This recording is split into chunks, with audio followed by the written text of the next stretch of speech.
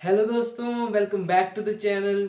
ठंडा है आज तो हाथ भी नहीं निकल रहे, ये कैप भी डाल ली है। आज की जो वीडियो का टॉपिक है ये बहुत ज्यादा इम्पोर्टेंट है, बहुत ज्यादा अच्छा टॉपिक है। हनुमान जी से क्या हम सीख सकते हैं? वैसे सीखने को तो बहुत कुछ है, बट एक चीज जो हमें जरूर सीखनी चाहिए हनुमान जी से, वो है उनका लीडरशिप एटीट्यूड, उनका कम्युनिकेशन एटीट्यूड। भाई साहब बोलते हैं तो क्या कैसे बोलते हैं, मजा आता है।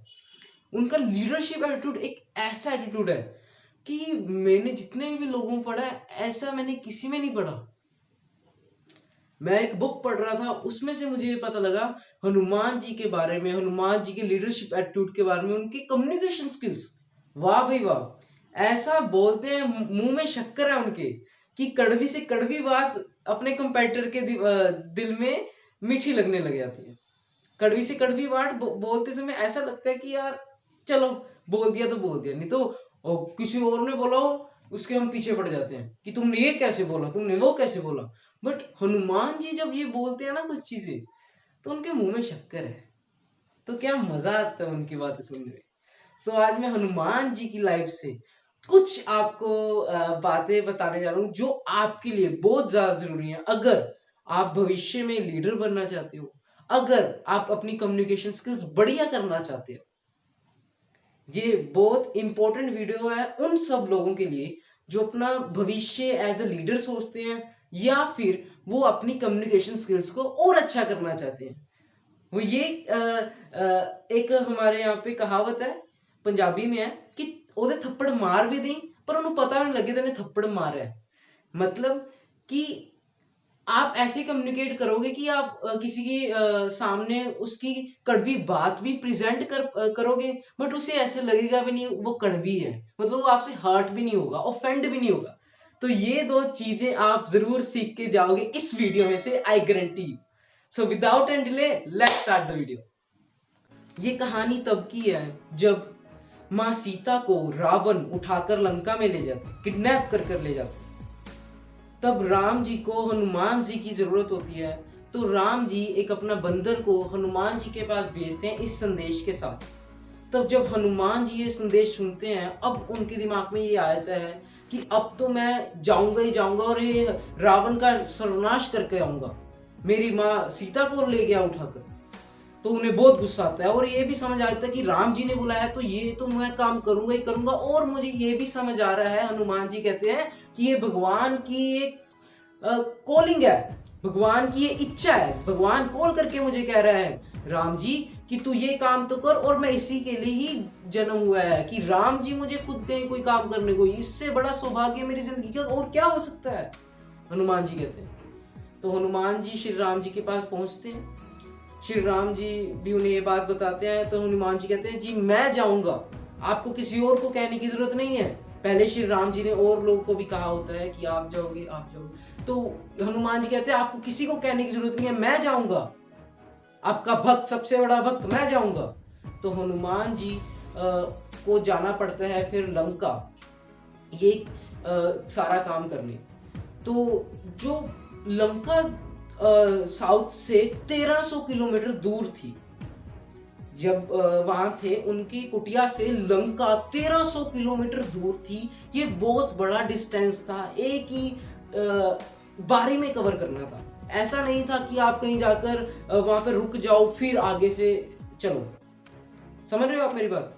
तो वो ओशन से, इंडियन ओशन को कवर करना बहुत बड़ी बात थी। 1300 किलोमीटर एक बारी में जाना बहुत बड़ी बात थी, बहुत मुश्किल बात थी। तो हनुमान जी ने करेज लिया, हनुमान जी ने साहस लिया। जब हनुमान जी जा रहे थे, उन्हें बहुत कठिनाइयों का सामना करना पड़ा और आखिरकार हनुमान जी लंका में पहुंच गए। लंका में पहुंचते ही हनुमान जी को पता लगा कि माँ सीता को उनने अशोक वाटिका में छुपा कर रखा है।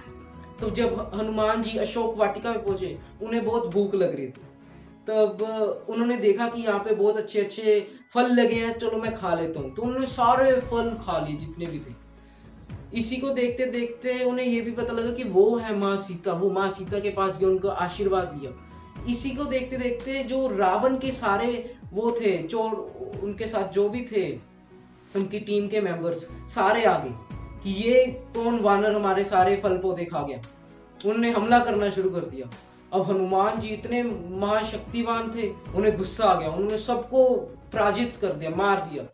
और इसी के बीच रावण के सबसे छोटे पुत्र अक्षय कुमार नाम करके थे, उनकी भी हत्या हो, मृत्यु हो।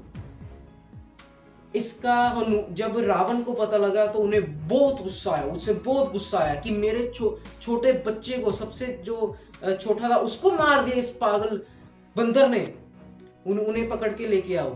तो सबसे बड़ा जो उनका पुत्र था रावण का, वो गया और उन्होंने अपनी रिक्वेस्ट की हनुमान जी से। हनुमान जी फिर रावण की लंका में है, तो लंका में आके वो हनुमान जी को सारे उन्होंने बांध दिया, सारे वो बांध लॉक कर दिए उनकी सारी बॉडी को। तो उस टाइम हनुमान जी खड़े हैं, अपने पूरा सीना चौड़ा कर उनकी आंखों से साहस दिख रहा है, उनकी स्टांस जैसे वो खड़े हैं उससे पावर दिख रही है कि इससे बुद्धिमान कोई नहीं है। तो रावण उनको देखकर हंसता है कि ये इसने मारा है मेरे पुत्र को, ऐसे हंसता है।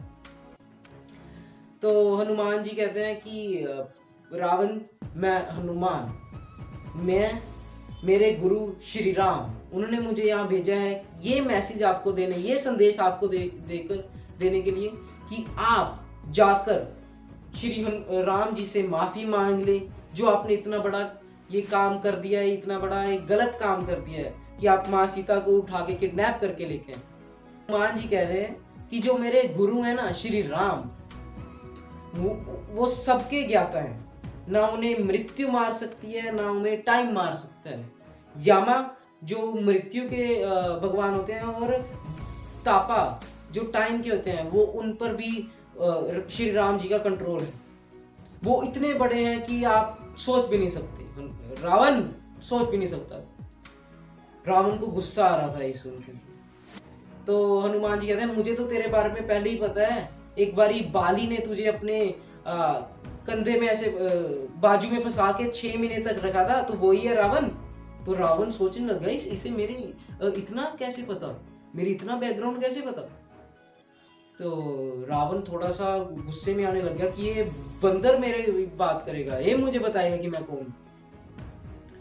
तो रावण कहता है अपने सारे इसको मार दिया जाए।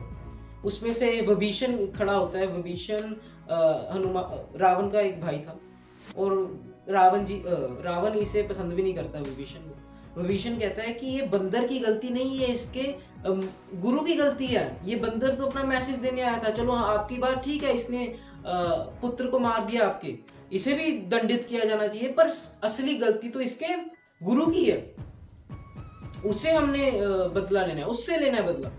तो सारे जो मिनिस्टर्स होते हैं वहां बैठे ये बात समझते हैं, कहते हैं हाँ विभीषण ये बात तो तेरी ठीक है। रावण जी भी फिर हाँ कर देते।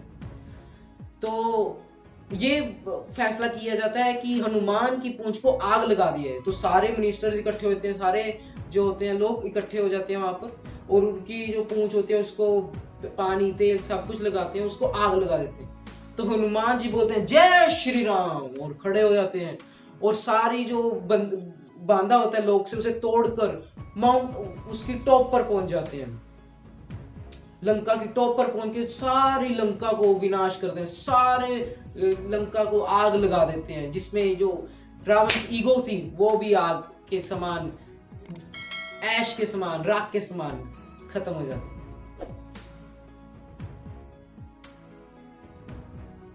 पहली बात, इंट्रोड्यूस योरसेल्फ।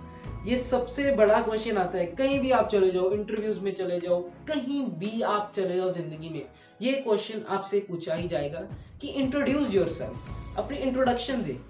तो उसमें से अपनी बड़ाई मत दिखाएं कि मैंने ये किया हुआ है, मैं ये कर सकता हूं, मैं इतना बॉडी वेट मसल्स है मेरे। नहीं नहीं नहीं मेरे भाई, क्या बताना चाहिए कि मेरे गुरु यही हैं। आप अपने गुरु की कैरेक्टर्स बताओ, उनकी विशेषताएं बताओ, जो उनकी विशेषताएं होंगी ऑटोमेटिकली आप में भी वही होंगी, राइट। इनडायरेक्टली अपनी तारीफ करवाओ, इनडायरेक्टली अपनी विशेषताएं बताओ। तो इंट्रोड्यूस करते समय जैसे हनुमान जी ने बताया कि मेरे जो गुरु हैं श्री राम, उनको ना मौत मार सकती है, ना समय से वो डरते हैं, वो बहुत बड़े राजा हैं, उनसे बड़ा कोई नहीं है।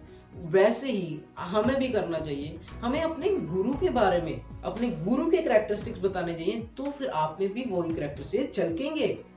राइट? सबसे बड़ी मिस्टेक यही करते हैं ज्यादातर लोग कि वो अपनी तारीफ करने लगते हैं, अपने बारे में बताने लग जाते हैं। अपने बारे में नहीं, जब ऐसी कंडीशन आ जाए कि दूसरा व्यक्ति भी आपको सुनना यही चाहता है कि आप कैसे सोचते हैं, वाइस सोचते हैं, क्रूल सोचते हैं। अगर आप वाइस सोचते होंगे तो मैं नहीं करेंगे। सबसे बड़ा रोग मैं वाला होता है, मैं नहीं करेंगे। आप अपने गुरु के बारे में बताएंगे कि मेरे गुरु ये थे, मेरे गुरु ने वो किया था।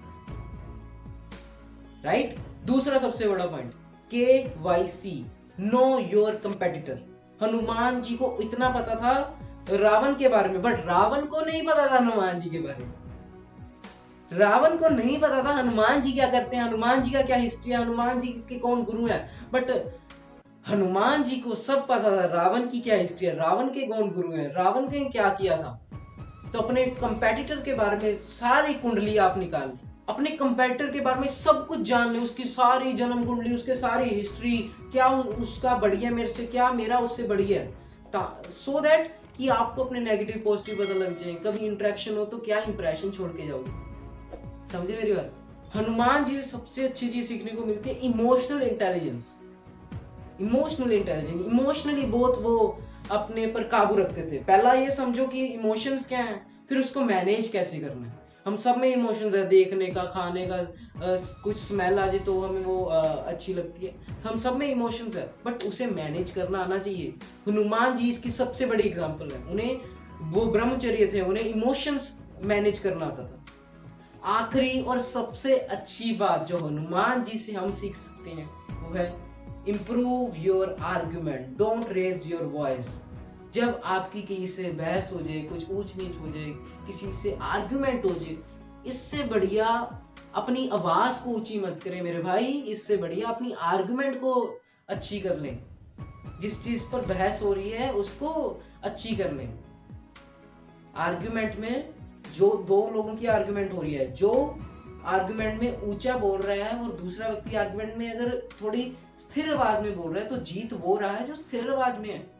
एक साइकोलॉजी फैक्ट भी अगर आप गूगल करो कि जो स्थिर आवाज में बोल रहा है, जो अपनी आवाज को ऊंचा नहीं कर रहा, असल में वो जीतता है। तो अपनी आर्ग्यूमेंट में अपनी वॉइस को ऊंचा ना करें। हनुमान जी ने इस कहानी में अपनी आवाज को ऊंचा नहीं करा, इससे बढ़िया अपनी आर्गुमेंट को ठीक किया, अपनी आर्गुमेंट को इंप्रूव किया, जिसमें उन्होंने रावण को कहा कि तुझे नहीं मारेंगे श्री राम, बस तू जाकर वहां से माफी मांग ले। माँ सीता को वहां पर छोड़ा और माफी मांग ले। सबसे बड़ी आर्गुमेंट का समाधान हो रहा था। That is it my friends. ये कुछ इतनी अच्छी क्वालिटीज जो हनुमान जी में हम सीख सकते हैं। मेरे भाई, हनुमान जी से ये क्वालिटीज, ये लीडरशिप, ये कम्युनिकेशन स्किल्स आप सीख लो। बनना है तो मेरे भाई हनुमान बन। झुका हुआ सिर, इतनी ताकत, फिर भी अपने गुरु के आगे झुके हुए हैं। कोई प्रॉब्लम आ जाए, हाँ गुरु जी मैं हूँ, कुछ आ जाए, हाँ मैं हूँ। तो ये वाला एटीट्यूड मैं कहता हूँ आप सब में होना चाहिए। ये वाला एटीट्यूड डेवलप किया जाए जितनी जल्दी हो सके। इसी से ही बस वीडियो का अंत करता हूँ। जय श्री राम, जय हनुमान।